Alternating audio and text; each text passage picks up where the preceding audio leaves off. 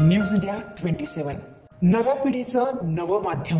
महायुतीच्या प्रचार रॅली महाविकास आघाडीच्या जनसंपर्क कार्यालयासमोर आली असता दोन्ही बाजूने जोरदार घोषणाबाजी झाली आहे। 50 खोके एकदम ओकेला उत्तर देत भाजपचे माजी नगरसेवक थेट जनसंपर्क कार्यालयात घुसले आणि वातावरण चांगलेच तापले। दरम्यान मुकेश शहाणे महाविकास आघाडीच्या फिर्यादीवरून श्री शहाणे यांच्या विरोधात अंबड पोलीस ठाण्यात गुन्हा दाखल करण्यात आलाय।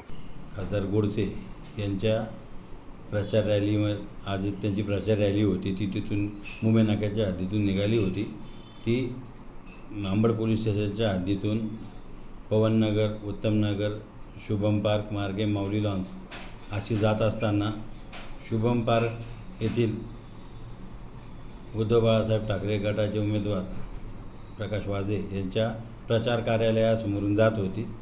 तेव्हा प्रचार कार्यालयासमोरून जात असताना अचानकपणे उमेदवार पुढे निघून गेल्यानंतर मुकेश शहाणे हे पाठीमागे येऊन त्यांनी तिथे प्रचार कार्यालयाच्या समोर उभे असलेल्या कार्यकर्त्यांची बाजाबाजी केली आणि त्याच्या हातातून मशाल घेऊन खाली टाकली आणि शिवीगाळी केली। बाबत श्री भूषण रमेश भामरे वय 32 वर्ष यांनी पोलीस स्टेशनला तक्रार दिलेली आहे। त्या तक्रारीवरून अंबड पोलीस स्टेशन येथे गुन्हा दाखल करत आहे।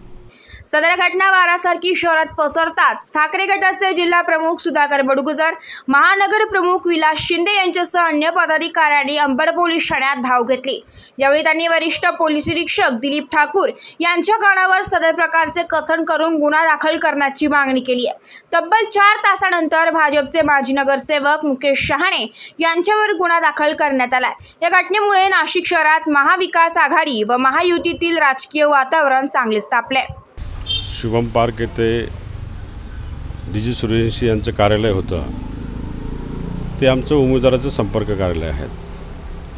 त्या ठिकाणी अतिशय शांततेने आमचे शिवसैनिक उभे असताना, पदाधिकारी उभे असताना, रॅलीतून चालू असताना त्या ठिकाणी मुकेश शहाणे या नावाच्या ग्रस्तांनी खाली उतरून आमच्या पदाधिकाऱ्यांना दमबाजी केली आणि मशाल या चिन्हाचं हातातून हिसकून तोडफोड केली। निवडणूक आयोगाच्या आचारसंहितेचा भंग त्या ठिकाणी झाला। निवडणूक निर्णय अधिकाऱ्याशी माझा फोनवरती चर्चा झाली।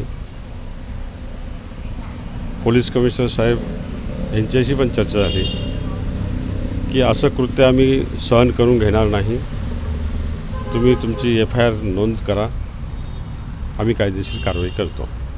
त्याप्रमाणे आम्ही FIR नोंद केलेली आहे।